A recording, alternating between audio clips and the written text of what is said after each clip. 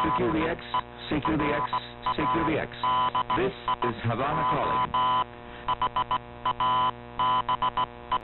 CQDX, CQDX, CQDX. This is Radio Havana calling all shortwave listeners and radio amateurs. Welcome to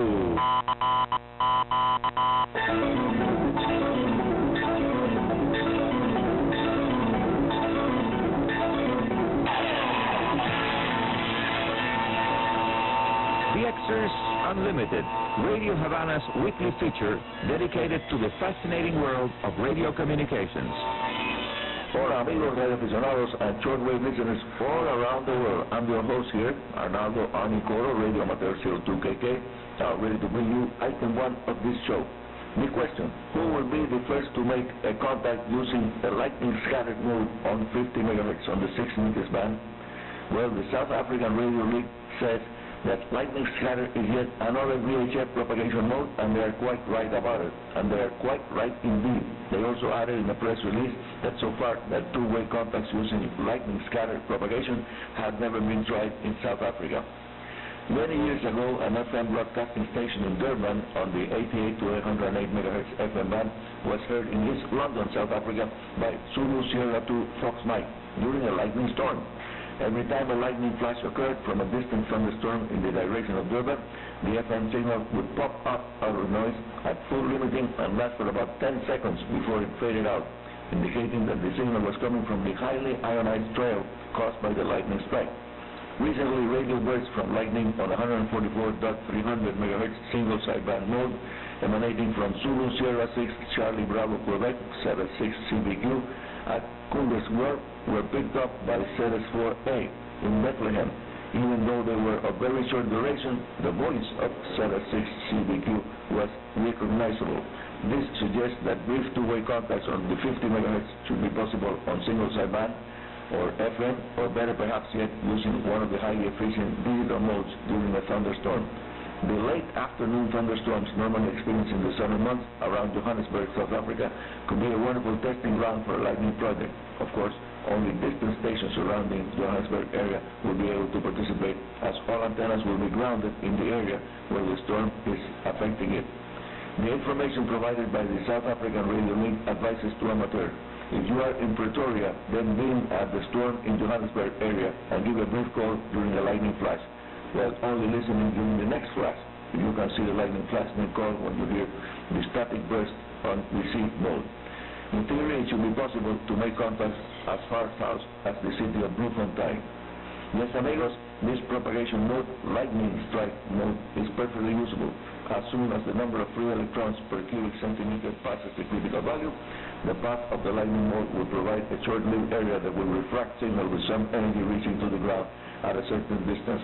Using the lightning scatter mode will require coordination between stations and maybe using a long-wave receiver to pick up the noise bursts, the static that are generated by the lightning bolts. And now, item 2. Cell phone networks fail not only due to hurricane force winds and floods, they are also victims of too much traffic generated by the emergency situation in progress. The cell phone systems are designed to handle a certain limited number of two-way signals, and once that number traffic is reached, the system goes into a state of saturation. I can assure you that amateur radio stations will never suffer from that problem and can keep themselves on the air before, during and after the catastrophic weather event, providing to the people much needed emergency communications. Another interesting thing to do is monitoring the maritime shortwave communications channels, where you can pick up chips passing data about the weather that provide information to forecasters. Very valuable contribution by mariners. Last but not least, if you copy an emergency call, please take with the notes of the data provided by the station that is making the emergency call. And do remember that during exceptional circumstances, amateur radio stations are allowed to communicate to contact stations of other communication services in order to provide much needed emergency assistance. Now, item 3, more about emergency communications, a very important topic these days. I strongly recommend that you keep an emergency wire antenna ready to be deployed when needed. My favorite emergency antenna is a simple inverted L that has the vertical part extending up to 10 meters and the horizontal part extending to at least another 10 meters. The antenna also uses a 12 meters long counterpoise that is connected to the ground of the antenna connector.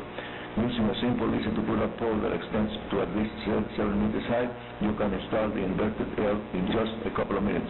Using a simple pi network antenna tuning, my emergency inverted L antenna can be made to load properly on the 80, 60, 40, 30, and 20 meter bands where emergency traffic is usually handled.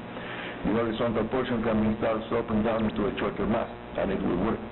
My tests show that this inverted L is a very flexible system, easy to set up and a sharply tuned half-wave dipole for a single band, single frequency, or the more complex and not very well at all having to deal with strong winds, the classic broadband TTFD or tilted terminated folded dipole. Whenever an emergency situation is in progress, the extremely valuable support provided by amateur radio operators has become an essential element in any well-designed emergency communications handling network. Hurricane Harvey, making landfall on the Texas coastline while reported as a Class 4 storm, 120 miles per hour sustained wind, is once again an example of why the amateur radio service is so important to deal with a really catastrophic weather event as a Category 4 tropical hurricane. We had one. And now, amigos, a reminder that works even when high-frequency propagation conditions are very poor indeed. I'm talking about the gray line or terminator line enhancement. Catching the early morning sunrise propagation peak has become an essential part of many DXers habits. I wake up early for my early morning Radio Progreso Cuban National Network morning show, my science segment, Science and Technology feature, and just before going to go on the air live, I do check the propagation conditions on the shortwave frequencies. And I do have friends that set the alarm clock still earlier than 9. To around 4 o'clock in the morning, maybe half hour later, just to be awake by the time the very interesting and rewarding gray line propagation conditions are available. This event happens independently of the solar activity, and it provides a unique window to pick up the X. And yes, give it a try. I recommend you give it a try to the early morning sunrise DX window, and then send me an email to info@rhc@enet.cu with your new DX logins during the very late evening or early morning hunting for far-away DX stations. Please send your signal reports and comments to info@rhc@enet.cu, again, info@rhc@enet.cu, or via email to Coro, Radio Havana Cuba, Havana Cuba. I'll see you all at the middle of the week edition of DXers Unlimited next Tuesday and Wednesday UTC days, amigos. And that's all for today. This is Coro, Radio Amateur CO2KK, your host here at Radio Havana's DXers Unlimited, saying 73 and very good DX.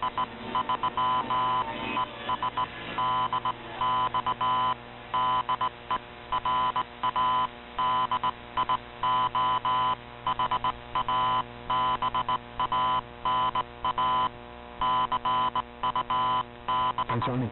CO2KK, Arnie Coro, bringing us DXers Unlimited, the weekend edition. Don't forget the midweek edition, too, on Tuesdays and Wednesdays, UTC days, right here on Radio Havana Cuba.